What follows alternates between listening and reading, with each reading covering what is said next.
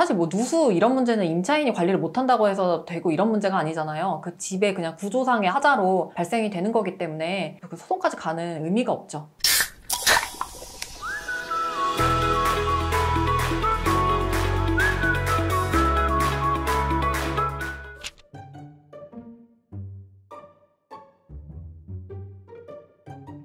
임차인이 네. 본인 비용으로 먼저 뭐 수선을 했는데 임대인이 그 돈을 못 주겠다고 하는 경우들도 좀 있지 않나요? 네, 많이 있었어요. 뭐 그럴 때 어떡하죠? 네, 이게 이런 경우가 많이 있는데 일단 임대인에게는 수선 의무라는 것이 있습니다. 이제 임차인이 살 수 있도록 제공을 하잖아요. 그러면은 그거에 대해서 임차인이 잘 사용 수익을 할 수 있도록 유지시켜줘야 될 의무가 있어요. 그걸 수선 의무라고 하는데 임대인분께서 형광등 갈거나 뭐 이런 사소한 것들은 사실 임차인이 그냥 하시면 되는데 보일러 고장이라든지 누수가 발생을 했다든지 뭐 이런 정말 대규모의 공사가 필요한 이런 부분이 이제 훼손이 된 경우가 있어요. 근데 이런 경우에는 임대인에게 수선 의무가 인정된다는 것이 판례 입장이거든요. 설사 처음에 계약을 하실 때 임대인의 수선 의무를 면제하기로 한다라는 특약을 하셨어도 이런 대규모의 공사 같은 경우에는 임대인이 그래도 책임을 져야 된다는 것이 판례 입장이에요. 뭐 소규모의 수선 같은 건 그 수선 의무 면제 특약으로 임차인이 부담하면 되지만 대규모는 그런 수선 의무 면제 특약을 했어도 임대인이 이제 책임을 져야 된다는 것이에요. 그런데 겨울철에 갑자기 보일러가 고장났다든지 아니면은 누수가 발생을 해서 아랫집에 피해가 발생을 하는 상황이라든지 이런 긴급한 상황인 경우에 임대인이 제대로 협조를 안 해주면 너무 급하잖아요. 겨울철에 막 보일러 못 쓰거나 아랫집에 누수되는 상황은 너무 급하니까 임차인이 일단 자기 돈으로 고친단 말이에요. 그 자기 돈으로 고치고서 임대인에게 이거 내가 비용 청구하면서 이거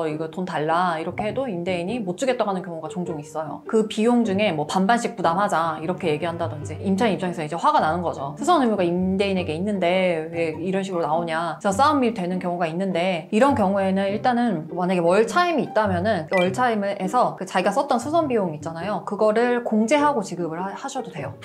네. 임대인 입장에서 좀 황당하겠네요. 예, 그렇게 하셔도 되고 전세일 수 있잖아요. 월 차임이 없는 경우에는 나중에 결국에 뭐 끝까지 안 준다 이러면은 소송을 통해서 받아내는 방법밖에 없어요. 그러면은 만약에 월 차임을 넘어가는 비용을 발생했다. 예를 들어 60만 원 냈는데 월세 30만 원이다. 그럼 두 달 동안 월세. 네. 뭐 두 달 동안 월세 안 내면은 막 뭐라고 할 수도 있잖아요, 임대인. 그러니까 그 증거를 잘 남겨놓는 게 중요해요. 그 말씀하신 대로 월세를 이제 연체를 하면은 계약 해지 사유가 되거든요. 그렇기 때문에 수선 비용을 당신이 주지 않기 때문에 내가 공제하느라 내가 월세를 안 낸 거다 이런 거를 문자라든지 그걸 통해서 증거를 남겨놓는 것이 굉장히 중요해요. 그리고 또 이제 만약에 임차인이 그런 명목으로 월세를 안 내면 임대인은 또 나중에 계약 만기 시에 보증금에서 너가 안 냈던 월세 공제하고 돌려준다 이렇게 되면 진짜 분쟁이 또 커지는 거거든요. 그러니까요. 그렇게 되면 이제 진짜 소송으로 가는 방법밖에 없죠. 그러면 이 상황에서는 결국 임차인 분이 이길 수밖에 없는 거 아닌가요? 네, 만약에 이게 제가 아까 말씀드렸다시피 뭐 누수, 보일러 막 이런 대규모의 그런 공사가 필요한 이런 부분은 사실 임대인에게 수선 의무가 있어요. 그래서 이게 법적으로 가면 아마 임차인이 승소할 가능성이 크고 근데 단지 이게 막 또 분쟁이 크게 되는 경우는 임대인 입장에서는 이거 임차인이 고의로 고장 내뜨렸다 이렇게 주장하면 이제 또 막 복잡해지는 거예요. 누구에게 뭐 고의가식 있냐 이걸로. 근데 그런 게 아닌 이상 사실 뭐 누수 이런 문제는 임차인이 관리를 못한다고 해서 되고 이런 문제가 아니잖아요. 그 집의 그냥 구조상의 하자로 발생이 되는 거기 때문에 그 소송까지 가는 의미가 없죠. 임대인에게 수선 의무가 인정되기 때문에 어쨌든 임대인이 주셔야 됩니다. 그럼 이게 좀 중대한 집의 하자다라고 판단할 수 있는 그 범위를 정확히 알 수가 있나요? 판례를 좀 참조해 보시면 벽에 균열 생긴 거, 누수, 바닥에 그 단열이랑 방습 조치가 잘 안 돼가지고 바닥에 결로 현상 생긴 거, 보일러 이런 경우에는 대규모 수선이라고 보고 있어요. 뭐 여기에 해당하지 않는 것들도 뭐 얼마든지 발생할 수 있겠죠.